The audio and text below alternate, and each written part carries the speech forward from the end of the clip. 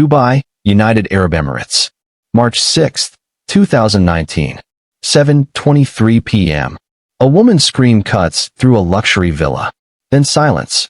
Blood spreads across white marble, thick, dark, relentless. A man lies dead. 68 years old. 23 stab wounds carved into his body. The ceremonial blade beside him tells only half the story. Against the wall sits another man, 37, drenched in blood that isn't his own. His hands shake uncontrollably. He can't look away from what he's done, or what's been done to him. In the corner, a woman rocks slowly. 34. Pregnant. Her bloodied hands clutch her belly like a shield. She whispers desperate prayers in Tagalog, the language she was forbidden to speak. 3 people covered in blood. 1 man dead. 2 lives shattered. But here's what the police needed to know. Who actually committed murder? The answer would destroy everything. Welcome to True Crime Story Files. Real people, real crimes, real consequences, because every story matters. Subscribe now, turn on the bell, and step inside the world where truth meets tragedy. To understand how blood ended up on that marble floor, you need to go back 7 years. Divina Torres was just a nursing student in Davao City, Philippines, with dreams that didn't include Dubai. It was 2012. Divina was 27, in her final year of nursing school, when her father fell from scaffolding at a construction site. The medical bills came fast, faster than her family could manage. 70,000 pesos for surgery. Another 40,000 for rehabilitation. Money they didn't have. That's when the recruitment agency found her. Professional overseas healthcare services. They promised legitimate work with established families. Good pay. Respectable positions. She'd be a private duty nurse for an elderly family member. Nothing more. She arrived in Dubai in August 2012, carrying a single suitcase and a contract she'd read 3 times. The Al Mansour family hired her to care for Razak's aging mother. The villa was massive. White stone walls, temperature-controlled rooms, marble everywhere. It looked like the kind of place where good things happened. Karim Al Mansour noticed her within the first month. 30 years old, educated in London, running the Middle Eastern operations of his father's construction empire. He was polite, distant, but interested. His father, Razak, approved the match quickly.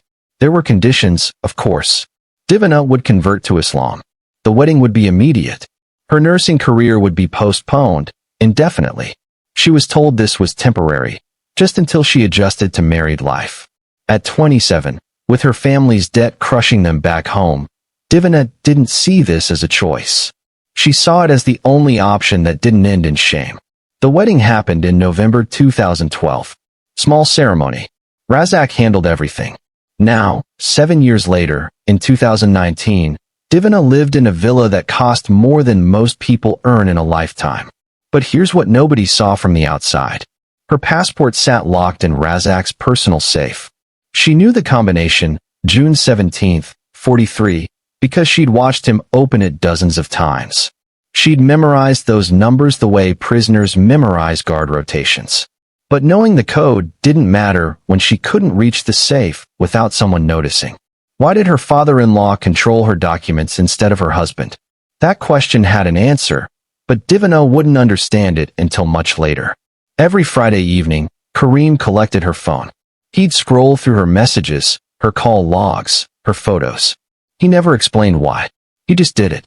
And she learned not to ask. The other Filipina domestic workers in the compound, there were 8 of them, avoided her completely. When she'd pass them in the shared courtyard, they'd look down, mumble greetings, keep walking.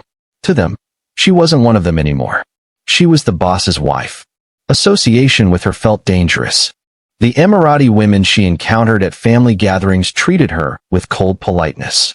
They'd smile with their mouths, but not their eyes. She could feel their judgment in every carefully worded Arabic phrase she didn't fully understand. Divina had 2 children. Amira, 7 years old, with her mother's dark eyes and quick mind. Hassan, 4, who laughed easily and loved trucks. She taught them Tagalog in whispers when Karim wasn't home, small phrases, childhood songs her own mother had sung to her.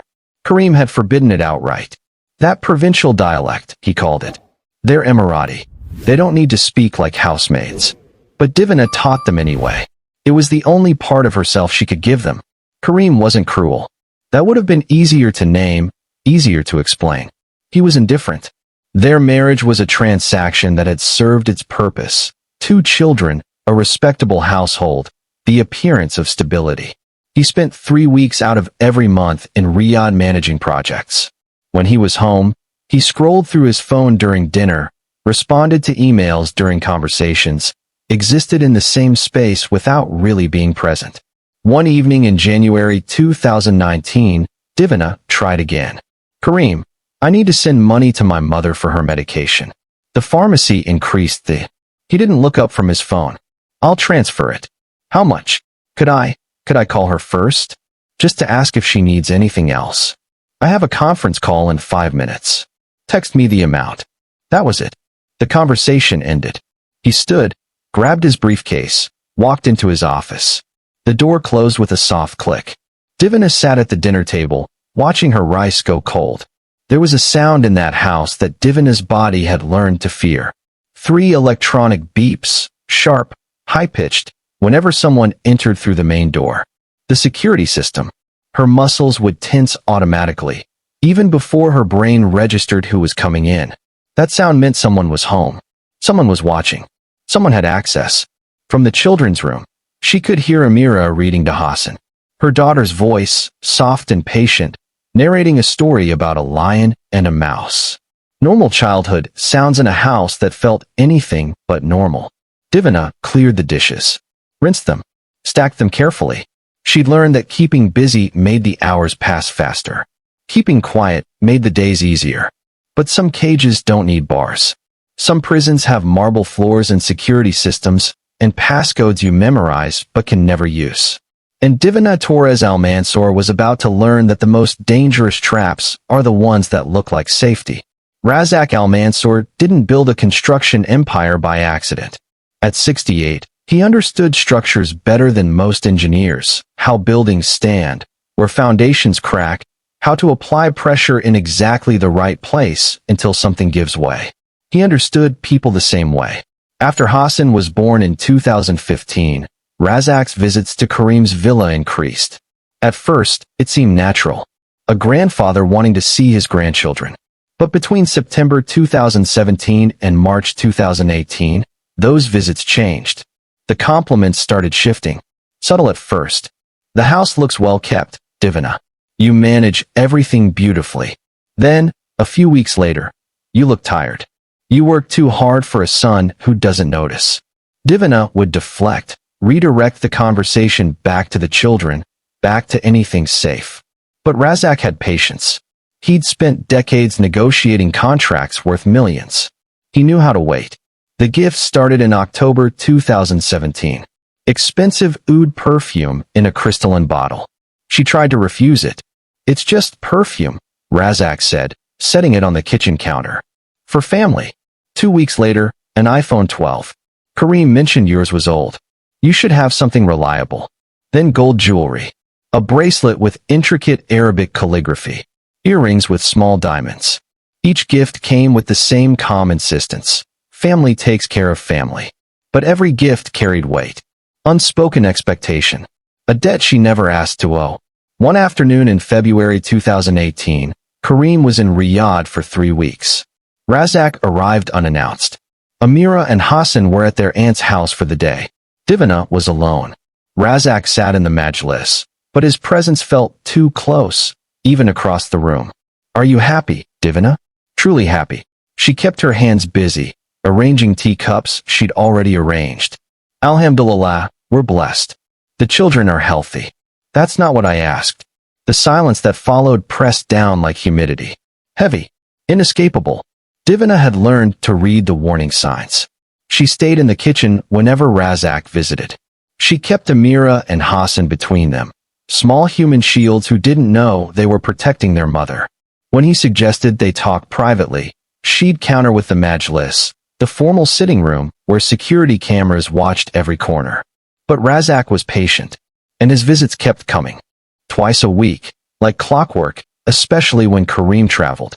He'd arrive in his black Mercedes S-Class, park in the driveway like he owned it, which, technically, he did. The villa, the furniture, even the car Divina wasn't allowed to drive. All of it belonged to Razak's company. The question nobody seemed to ask was simple.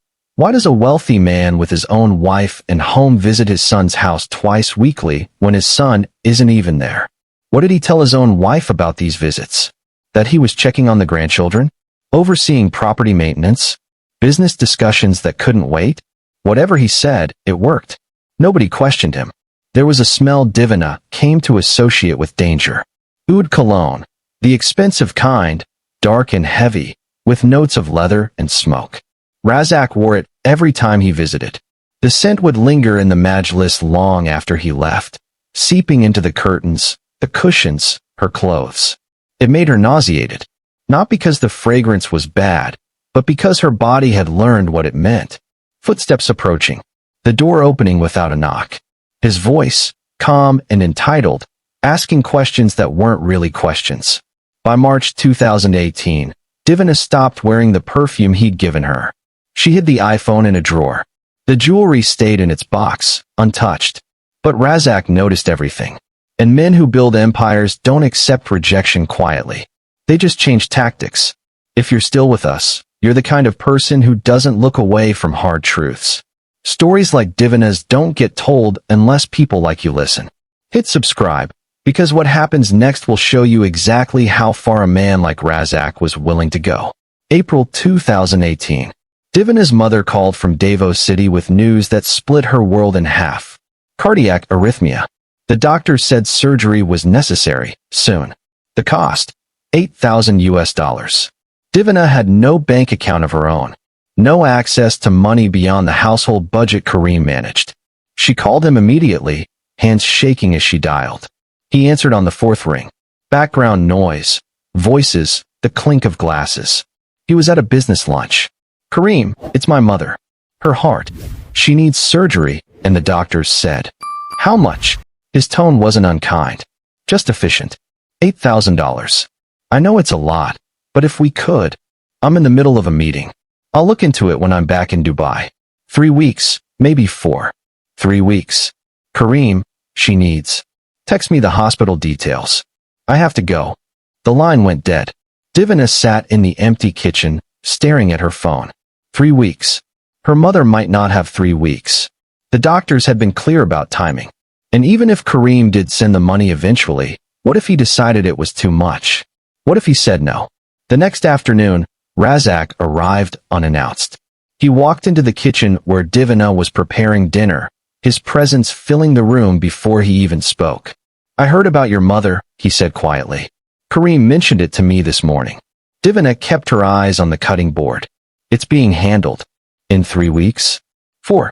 Razak moved closer. That's what my son told you, isn't it? She didn't answer. The money's already been wired, Razak said. $10,000 to Santo Tomas Hospital in Davos. Enough for the surgery and recovery care. Your mother will be fine. Divina's knife stopped mid-cut. What? Family takes care of family, Divina. That's what we do. She turned to face him, confusion mixing with relief mixing with something else, something that felt like dread. You didn't have to. I wanted to. His voice was calm, certain. Karim is busy. I'm not. Consider it done. Later that evening, Divina checked the bank confirmation her mother sent. The transfer had gone through within hours. But the amount wasn't $8,000. It was $10,000. Where did the extra $2,000 go? Her mother confirmed she'd only received what the hospital required. Divina searched for answers, but found none. The money had been sent, but the math didn't add up. Either someone at the hospital had taken a cut, or Razak had made additional payments Divina didn't know about. Secret arrangements she wasn't privy to. That discrepancy would haunt her later. But in that moment, all she felt was trapped relief. Her mother would live. But the cost wasn't just financial. Razak's visits increased after that. When he sat beside her in the majlis, his hand would linger on her shoulder, just a moment too long. She'd pull away, make an excuse to stand, move to the other side of the room. But his eyes followed her with an expression she recognized. Entitlement. Ownership. He'd paid for her mother's life. And now he expected something in return. The Filipino community in the compound noticed. Maritz, who used to braid Amira's hair on Friday afternoons, started avoiding Divina completely. When they passed each other in the shared courtyard one morning, Maritz barely made eye contact. 8. Be careful, she whispered, not stopping, her voice tight with urgency. People talk. Divina grabbed her arm. About what? What are they saying? Maritz pulled away gently, her eyes darting toward the other women watching from their doorways. Just be careful. She walked away quickly, leaving Divina standing alone in the sun. The whispers spread like humidity. Other Filipinas stopped greeting her. During community gatherings, conversations would pause when she entered, then resume in lower tones after she passed. She could feel their judgment and their pity mixed together in a way that made her invisible and hypervisible at the same time. Nobody asked if she was okay. Nobody offered help. In their silence, she understood the message. Whatever was happening to her was her problem. Associating with her was dangerous. Divina's phone started buzzing at odd hours. Late at night when Kareem was asleep in Riyadh. Early mornings before the children woke. Text messages from Razak. Just checking that your mother is recovering well. Let me know if she needs anything else. You should rest. You look tired. Each buzz felt like another bar sliding into place. The cage was closing. She could feel it tightening around her ribs, making it harder to breathe. She never responded to the messages, but they kept coming, and Razak kept visiting. By June 2018, Divina understood something crucial. Debt isn't always about money. Sometimes it's about gratitude you never asked to owe. Sometimes it's about a man deciding you belong to him because he solved a problem your own husband ignored. And sometimes, the trap doesn't snap shut all at once. It closes slowly, politely, one text message at a time, until you realize you've been caught for weeks and nobody's coming to help you get free. September 2018. A Thursday afternoon. Amira and Hassan were at Kareem's sister's house for a play date that would last into the evening. Kareem was in Riyadh, managing a hotel project that kept him away for 2 more weeks. The villa was empty except for Divina. She was folding laundry in the living room when she heard it. 3 electronic beeps. The security system. Someone had entered through the front door. Her stomach dropped before her mind caught up. Razak walked in like he'd been invited. Navy dish dasha, gold watch catching the afternoon light. That same oud cologne announcing him before his voice did. Good afternoon, Divina. She stood quickly, the shirt she'd been folding falling to the floor. Razak, I wasn't expecting. I know. He smiled. Calm. Comfortable. The children are with Layla. Kareem is in Riyadh. I thought we could talk. I should call Kareem and let him know you're. He knows I check on the property when he travels. Razak moved toward the couch, settling into it with the ease of someone who owned everything in the room. Which he did. Sit with me. It wasn't a request. Divina remained standing, keeping the coffee table between them. If this is about the house maintenance, I can write down any issues and... Sit down, Divina. The shift in his tone was small, but unmistakable. The polite veneer had thinned. She sat, not on the couch where he waited, but on the armchair across from him. Maximum distance. Her hands clasped together in her lap, fingers interlocked to keep them from shaking. Razak leaned forward, elbows on his knees, closing the space she'd tried to create. We need to discuss something important. Your situation here. My situation? It's complicated, isn't it? His voice stayed even, almost kind. Your visa comes through Kareem. Dependent status. If he divorces you, if you displease him, that visa disappears. You understand that, yes? Divina's mouth went dry. Yes. But here's what you may not fully understand. Razak shifted closer, moving to the edge of the couch. I control the business. The money. The properties. Everything Kareem has access to comes through me, including the stipend that supports your family in the Philippines. She tried to keep her voice steady. I appreciate everything you've. One call to immigration, Divina. One call. And you're on a plane back to Davao within 72 hours. He let that sink in. Without the children. Because they're Emirati citizens. They stay here. The room tilted. Divina gripped the armrest, trying to find something solid. Please, I should. She started to stand. Razak's hand shot out, landing on her knee. Heavy, cold through the fabric of her abaya. His grip tightened just enough to keep her in place. Your mother, he continued, his thumb moving slightly against her knee. The surgery went well, but cardiac patients need follow-up care. Medications, regular monitoring.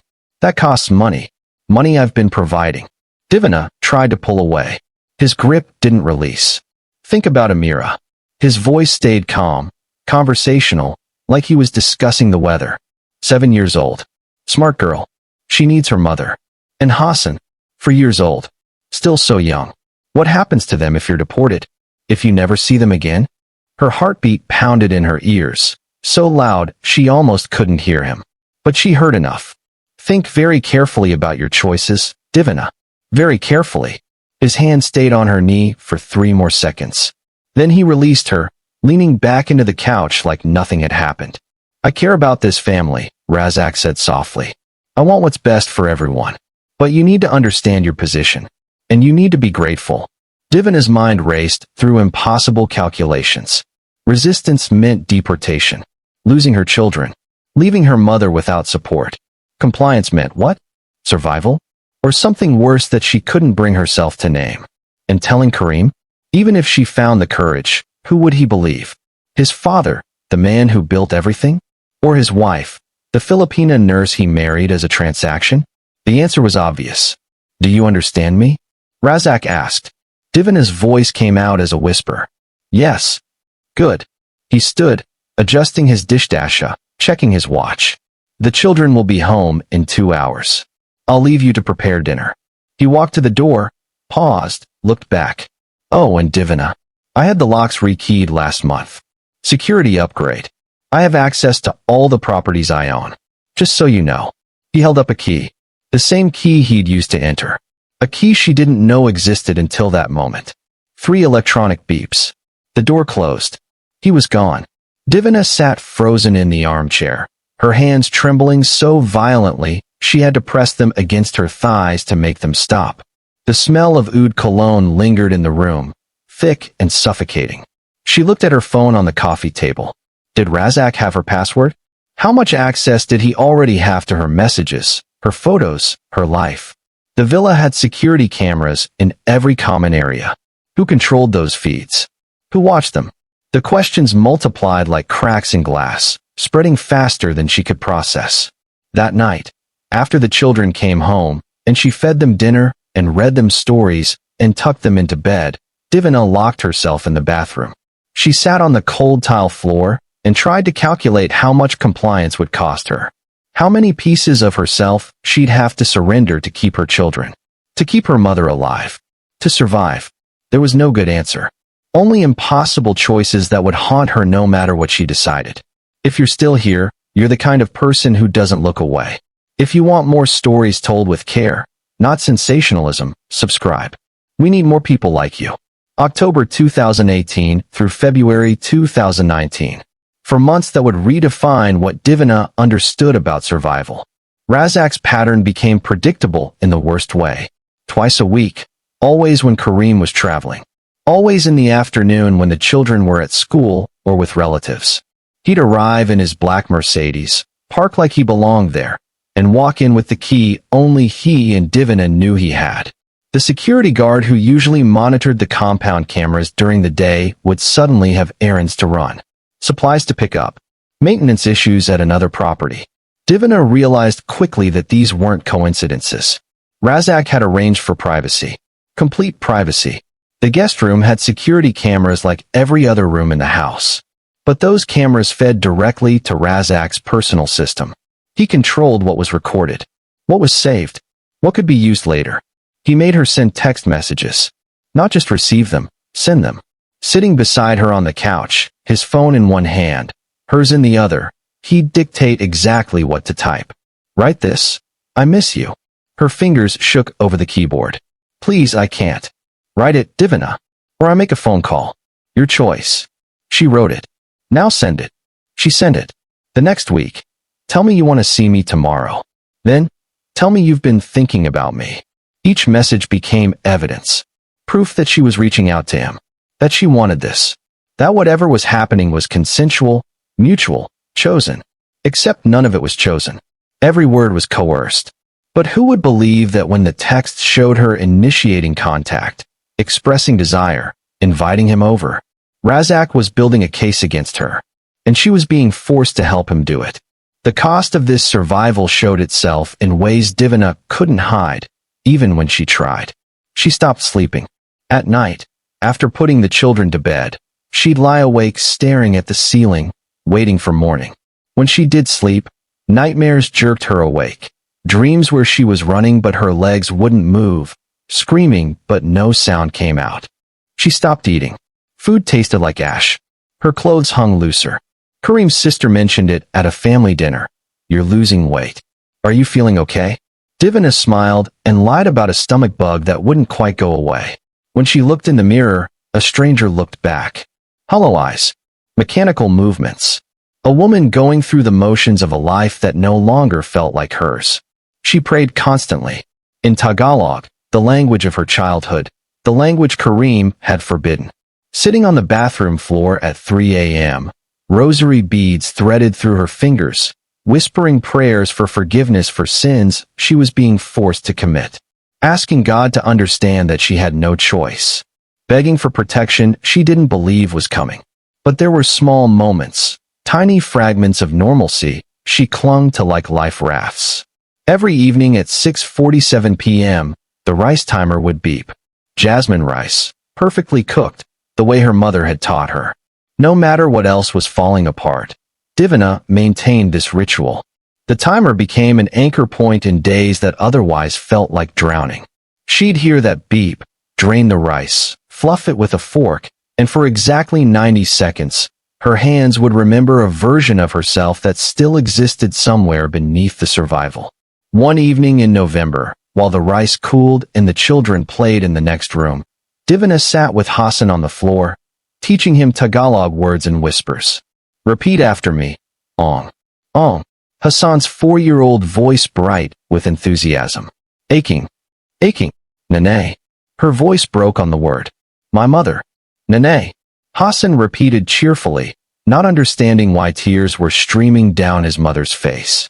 She pulled him into her arms, holding him too tight, breathing in the baby shampoo smell of his hair.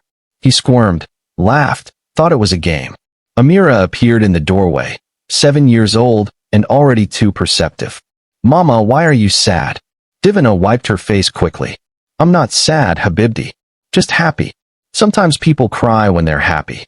Amira didn't look convinced, but she was young enough to accept the explanation. The other Filipinas in the compound knew something was wrong. They had to know. Dubai's Filipino community operated on a network of observation and whispered information. Nothing happened in isolation. Maritz had warned her back in June. The sideways glances, the avoided conversations, the sudden silence when Divina approached, all of it confirmed they'd noticed. But why didn't anyone help? The answer was complicated and simple at the same time. Helping Divina meant risking their own positions, their own visas, their own family's survival back home. In Dubai's kafala system, where workers' legal status depended entirely on their employers, solidarity was a luxury most couldn't afford.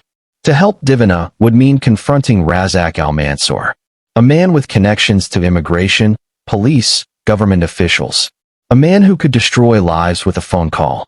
So they stayed silent, not out of cruelty, but out of the same survival instinct that kept Divina trapped. And Divina understood. She didn't blame them. In their position, she might have made the same choice.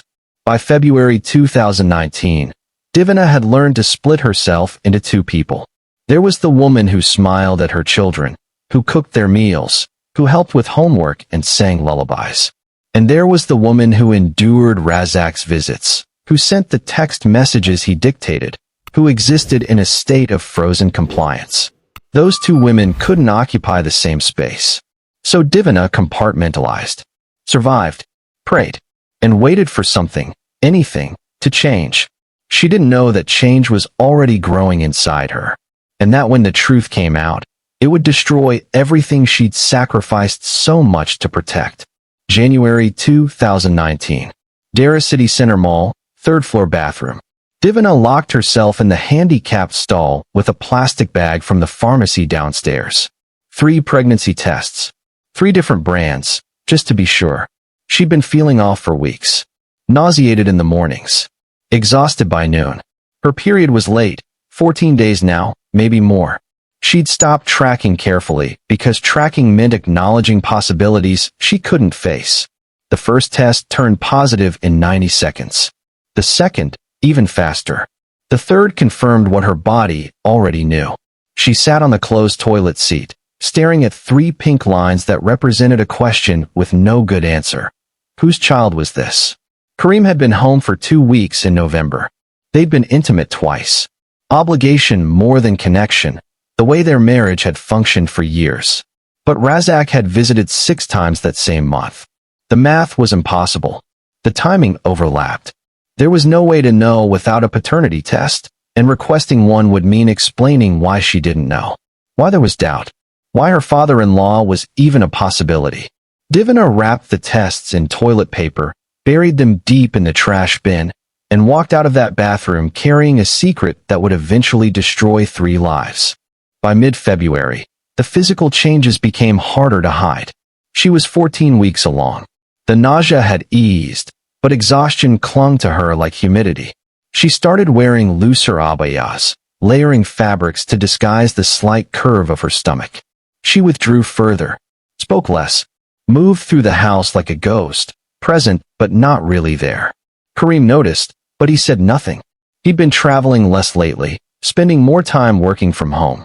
She told herself it was just the new project schedule. Just coincidence. It wasn't coincidence. February 14th, 2019. Valentine's Day, though nobody in the house acknowledged it. Divina was in the shower, letting hot water run over her shoulders, trying to ease the constant tension in her neck. She hummed softly, a Tagalog lullaby her mother used to sing. Sa Yugoing Duyen. The gentle rocking of the cradle. She had no idea that in the bedroom, Kareem was going through her phone. He'd been planning this for days, waiting for the right moment. Her passcode was easy, Amira's birthday.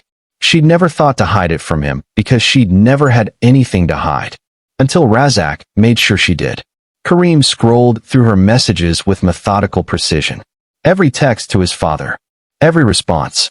127 messages total. Some in English. Some in Arabic. All of them explicit in ways that made his hands shake. I miss you. When can you come over? Kareem is in Riyadh until Thursday. I can't stop thinking about yesterday. Each message was a knife. Not because of what they said, but because they existed at all. His wife. His father. In his house. What Kareem didn't see, couldn't see from just reading words on a screen, was the coercion behind each message. The threats that preceded them. The hand dictating what to type. He saw only evidence of betrayal. He set the phone down exactly where he'd found it. Closed the bedroom door. Walked to the bathroom and stared at himself in the hallway mirror. His reflection looked back. A man who'd just discovered his entire life was built on lies. My father, he whispered to the empty hallway. My wife. In my house. A long pause. The shower water still running behind the closed door. Divina's humming barely audible. They made me nothing. For the next 20 days, Kareem didn't confront anyone. Not Divina. Not his father. He watched. Observed. Planned. His rage wasn't hot and explosive. It was cold. Calculated. The kind of anger that sharpens itself on patience, waiting for exactly the right moment. He started documenting Razak's visits. Noting the days his father's car appeared in the driveway when Kareem was supposedly out of town. He checked the household calendar against his travel schedule, finding patterns that confirmed what the messages had already told him. Twice, he came home early, parking down the street, watching his father enter the villa and leave 2 hours later. He didn't storm in, didn't interrupt, just watched. During these 20 days, did Kareem confront his father directly? Did they have a conversation where Kareem demanded answers? Or did he simply wait, letting the evidence accumulate, letting his fury crystallize into something sharper? The answer would only become clear on March 6th. But those who knew Kareem, his business associates, his siblings, would later say he wasn't the type to act impulsively. He was methodical, Strategic. The kind of man who planned construction projects years in advance. This would be no different. At home, Kareem became even more distant than usual. Divina noticed, but misread it as typical disinterest. Stopped asking questions. Stopped engaging at all. She thought it meant he'd lost interest completely. Maybe that was better. Maybe she could just disappear into the background of her own life. What she didn't know was that every silence was deliberate. Every absence of questions was purposeful. Kareem was giving her space to continue, giving his father access, letting the affair, as he understood it, run its course. Because he was waiting for the perfect moment. The moment when all three of them would be in the same room. When he could confront them together. When the truth would finally be spoken out loud. That moment was coming. And when it arrived, it would be written in blood. In the shower, Divina hummed her lullaby, one hand resting unconsciously on her stomach, completely unaware that her husband was in the next room reading texts that would seal all their fates. The water kept running. The lullaby continued. And the clock counted down to March 6th. 20 days. That's all the time they had left before everything ended. March 6th, 2019. 6:47 p.m. The Jasmine rice timer beeped in the kitchen. 3 sharp electronic tones that had become Divina's daily anchor. She moved mechanically, draining the pot, fluffing the grains with a fork. Dinner was almost ready. Lamb stew simmering on the back burner. Fresh pita, bread warming in the oven. The children were at Kareem's sister's house for the evening. A planned sleepover. Divina had the villa to herself, or so she thought. She didn't hear the front door open. Didn't hear the 3 security beeps that usually made her muscles tense. The kitchen exhaust fan was too loud, the rice timer still echoing in her ears. What she did hear was Razak's voice coming from the guest room down the hall. Kareem? I thought you were. Her heart stopped. Kareem's voice cut through the house like broken glass. Get out here. Both of you. Divina's hands froze mid-motion, fork still in the rice pot. This couldn't be happening. Kareem was supposed to be in Riyadh until Sunday. 3 more days. That's what he'd told her this morning before he left. That's what he'd told everyone. But he was here. And he knew. She turned off the stove with shaking hands and walked slowly toward the living room. Each step felt like wading through concrete. Razak emerged from the guest room first, adjusting his dish dasha, his expression shifting rapidly from surprise to calculation to something close to fear. Kareem stood in the center of the living room, still wearing his business clothes. White kandura, black briefcase dropped on the floor beside him. His face showed nothing. Complete blankness. That was somehow worse than rage. Kareem, I can explain, Divina started. Don't. His voice was quiet. Controlled. Don't say a single word. He looked at his father. Then at her. Then back at his father. You. Kareem's voice shook despite the control he was trying to maintain. My wife? In my house. My father. Razak stepped forward, hands raised in a placating gesture. Kareem, wait. Listen to me. She was alone. You were never here. You traveled constantly. Someone had to. Don't. The word exploded out of Kareem. He moved suddenly, crossing to the wall where a ceremonial jambia hung in its ornate sheath. A curved dagger his grandfather had carried. Decorative. Historical. Sharp. Kareem pulled it free. You took everything. What happened next lasted less than 3 minutes, but would replay in Divina's mind for the rest of her life. The first stab was deliberate. Calculated. Kareem drove the blade into his father's chest with surgical precision. Razak gasped, stumbled backward, hands reaching for the wound. Then something broke in Kareem. The careful control shattered. The next 22 stabs were frenzy. Uncontrolled. Animal. Razak went down on the white marble floor, blood spreading fast beneath him. He tried to speak, but only produced wet, gurgling sounds. Divina screamed. She doesn't remember deciding to move, but suddenly she was there, grabbing Kareem's arm, trying to pull him away. Stop. Please, stop. Kareem, stop. Her hands slipped in blood. Razak's blood coating Kareem's arms, the knife handle, everything. She fell backward, landing hard on the floor. Kareem kept going, kept stabbing. Even after Razak stopped moving. Even after his father's eyes went blank and empty. Finally, Kareem stopped. Not because Divina had pulled him away, but because he'd run out of rage. Or energy. Or both.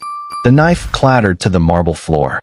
Kareem collapsed against the wall, sliding down until he was sitting, knees pulled up, hands shaking violently. His father's blood covered everything. His clothes, his hands, his face. Razak Al-Mansour lay motionless in the center of the room. 68 years old. 23 stab wounds carved into his body. Blood pooling around him like spilled paint, spreading across the expensive Italian marble he'd personally selected when the villa was built. The smell hit Divina all at once. Metallic blood mixed with something else, smoke. The pita bread. She'd forgotten to turn off the oven. And underneath it all, the lingering smell of jasmine rice. That daily ritual. That anchor point. Now forever associated with this moment. Divina backed away, her hands moving instinctively to protect her stomach. She wedged herself into the corner by the dining room, as far from the body as she could get while still remaining in the same room. She whispered prayers in Tagalog. Rapid, desperate. Ama namin, sumisalangit ka. The security camera in the corner of the room captured everything. Divina in the corner, hands on her pregnant belly. Kareem against the wall, covered in blood. Razak's body between them. The ceremonial blade lying beside him, still wet. 3 electronic beeps. The front door. Divina's mind registered it distantly. Someone had triggered the alarm system. A neighbor, probably. The villa next door shared a courtyard wall. They would have heard the screaming. Within minutes, sirens. The high-pitched wail of Dubai police vehicles approaching. Kareem didn't move. Didn't try to run. Just sat there staring at his hands. Divina kept praying. Kept her hands on her stomach. Kept rocking slowly back and forth. When the police entered, 4 officers, weapons drawn, they found exactly what the security footage would later confirm. 3 people covered in blood. 1 man dead. A pregnant woman in the corner. A son sitting in his father's blood. The lead officer spoke into his radio. Arabic words Divina couldn't fully process. She caught fragments. Homicide.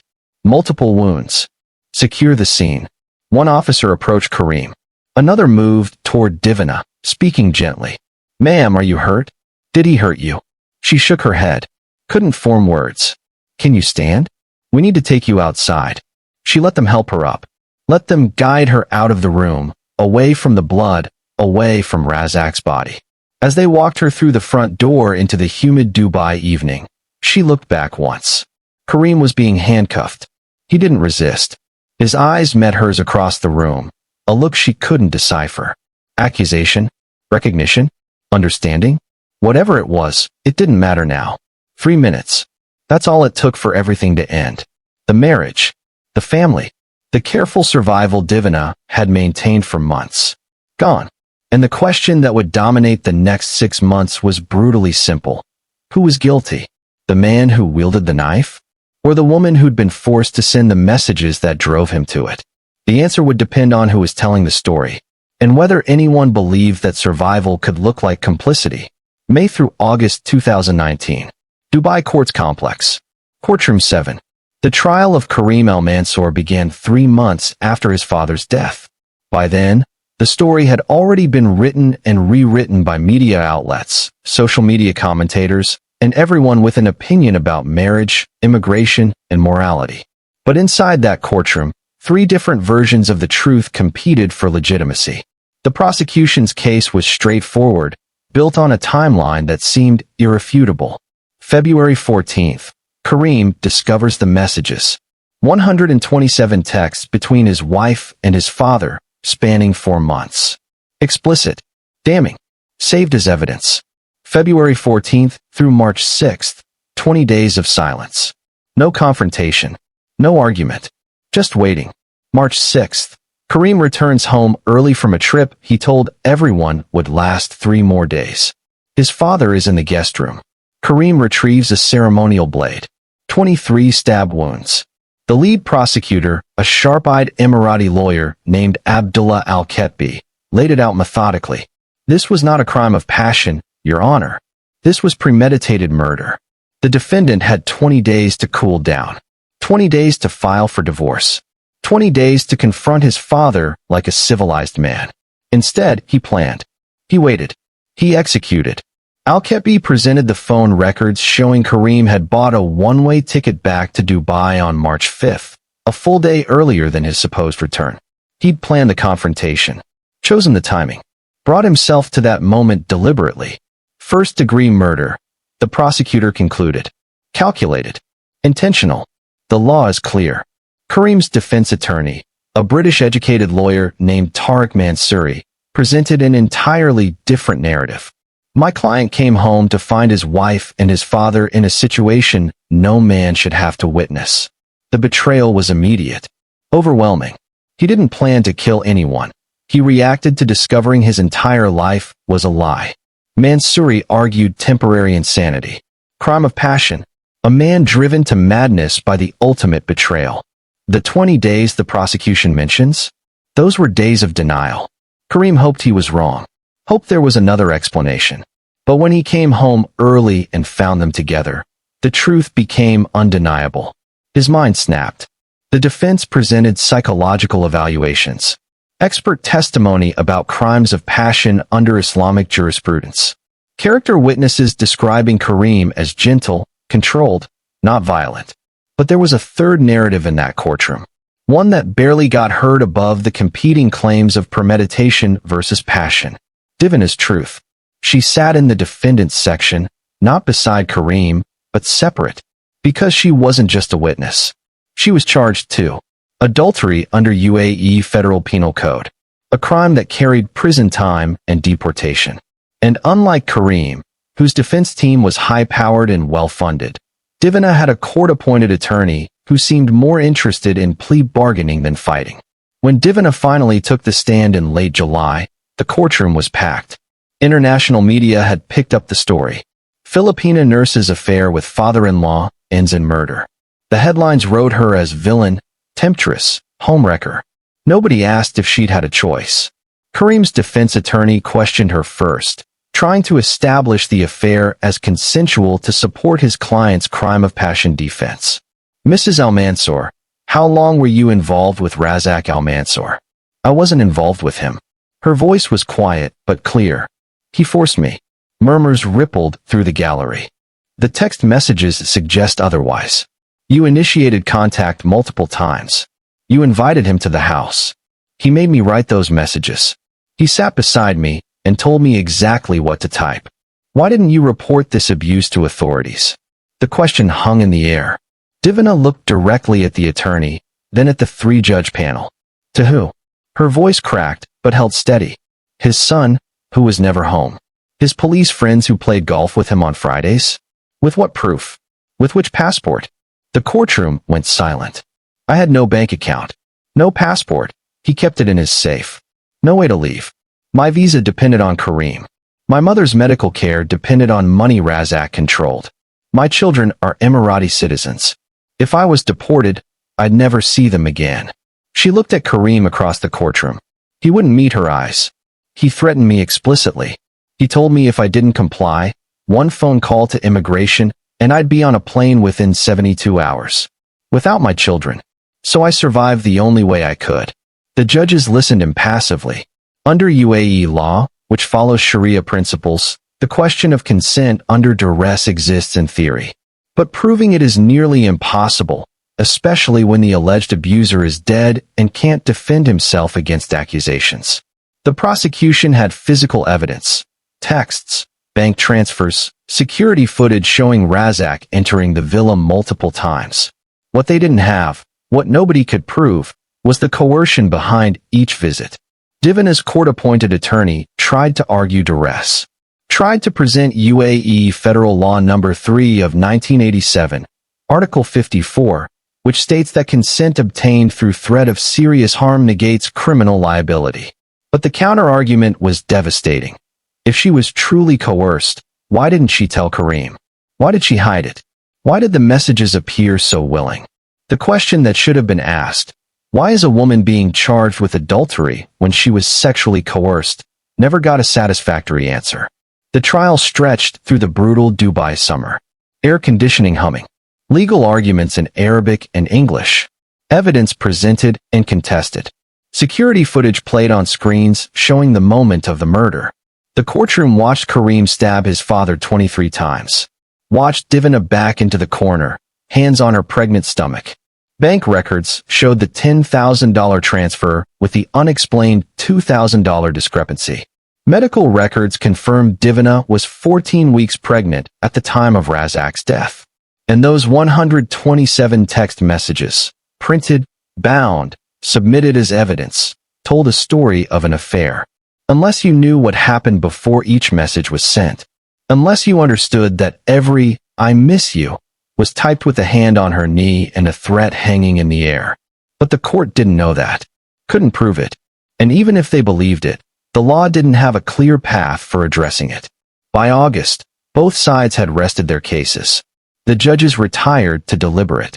3 narratives had been presented: premeditated murder by a calculating son, crimes of passion by a betrayed husband, survival under coercion by a trapped woman. Only one would determine the verdict. And for Divina, that verdict would decide whether she'd ever hold her children again. August 2019. The verdict was scheduled for August 15th. But 3 days before, the court received results that reframed everything. The paternity test. Divina had given birth in custody on July 28th, a daughter, delivered under guard at Latifa Hospital. The baby was healthy, 7 pounds, 2 ounces. Divina held her for 40 minutes before they took her away. She named her Fatima. The DNA results arrived in a sealed envelope, opened in chambers with both legal teams present. The baby was Razak's, not Kareem's. Not the result of a marriage, however broken. The physical proof that everything Kareem had built his life around, his family name, his father's integrity, his wife's fidelity, was gone. When the results were read aloud in court, Kareem's sister, Layla, sitting in the gallery, broke down sobbing. Not for Razak, not for Kareem, but for the impossibility of what their family had become. Kareem sat motionless in the defendant's chair. He looked at Divina once, a long, empty stare. Not hatred, not even anger anymore, just erasure. As if she'd ceased to exist as a person and had become only evidence of his family's destruction. He never looked at her again. August 15th, 2019. The verdict: Kareem Al-Mansour, 15 years for voluntary manslaughter. The judges accepted the defense's argument of extreme provocation but rejected temporary insanity. The premeditation evidence, the early return, the purchased ticket, was too strong to ignore. Eligible for parole in 10 years with good behavior. Divina Torres Al-Mansour, 7 years for adultery under Article 356 of UAE Federal Penal Code. Upon release, immediate deportation to the Philippines. Permanent ban from re-entry to the United Arab Emirates. The baby, Fatima, would be raised by Kareem's family. Emirati law was clear. Children born to Emirati fathers are citizens, regardless of circumstances. Divina would have no custody rights, no visitation rights after deportation. Amira and Hassan would remain with their Aunt Layla. Divina's parental rights were not formally terminated, but distance and deportation would accomplish the same thing. She would never see any of her 3 children again. The courtroom cleared. Divina was escorted back to Al-Awar Women's Prison, where she'd spend the next 7 years. 2025, 6 years later. Al-Awar Women's Prison, Dubai. Divina Torres is now 40 years old. She teaches basic English to the other inmates, mostly domestic workers caught in visa violations, minor thefts, or crimes of survival similar to her own. Repeat after me, she says to a room of 15 women. My name is, I need help. I need help. Simple phrases. Words that might have saved her if she'd known how to use them. If there had been anyone to say them to. She keeps a spiral notebook under her mattress. Inside, letters written in Tagalog to 3 children who will never read them. Dearest Amira, you would be 13 now. I wonder if you still remember the lullabies I sang. Hassan, my sweet boy, you're 10. Do you remember the Tagalog words I taught you? Fatima, you're almost 6. You won't remember me at all. The guards know about the notebook. They let her keep it. When she's deported in 2026, those letters will be thrown away. Prison policy. No personal items transferred. But she writes them anyway. Across the city, in Sharjah Central Prison, Karim Al-Mansour has found God. Or that's what his lawyer tells the parole board at every hearing. My client has shown remarkable remorse and rehabilitation. He leads prayer groups. He's completed anger management programs. His religious devotion demonstrates his transformation. Words carefully chosen. Words that might shave years off his sentence. Words that might get him out in 10 instead of 15. In Jumeirah, in a villa not far from where everything happened, Amira Al-Mansour is 13 years old. Last year, she Googled her mother's name. She found everything. News articles in English and Arabic. Court documents. Photos from the trial. In comment sections, thousands of comments calling her mother a whore, a seductress, a homewrecker who got what she deserved. Amira reads them late at night on her phone, trying to reconcile the woman in those articles with the mother who used to braid her hair and teach her Tagalog songs. Sometimes, when her Aunt Layla is asleep, Amira whispers words she barely remembers. Mahal kita. I love you. Nene. Mother. The words feel foreign now. Almost forgotten. But not quite. Hassan doesn't talk about their mother anymore. He's 10. He has vague memories, a voice singing, hands that were gentle, the smell of jasmine rice. But they're fading. Fatima lives with Layla too, though legally she's under a different guardianship arrangement. She's almost 6.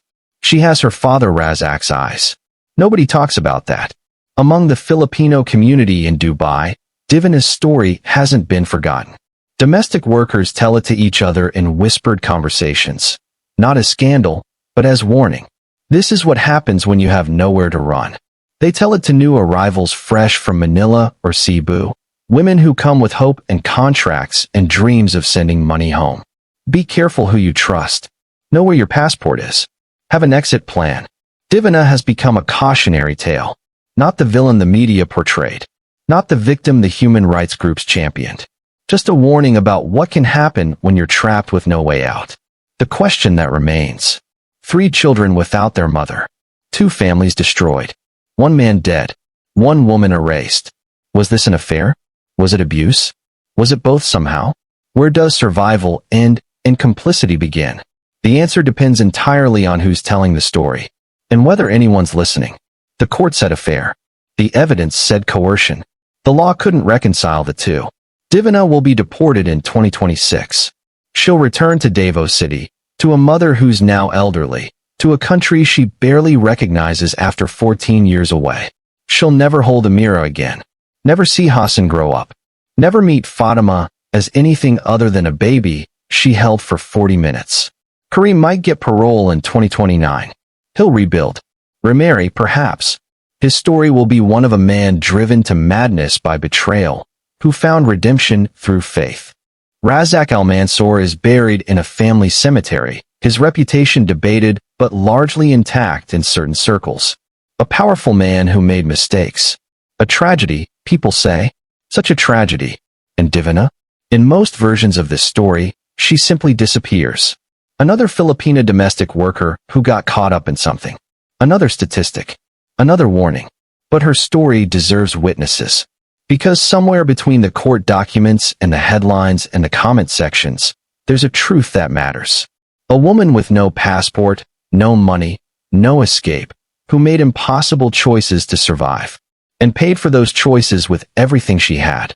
Thank you for staying until the end. For listening when others looked away. If this story mattered to you, share it. Subscribe so we can tell more stories that need witnesses. Thank you.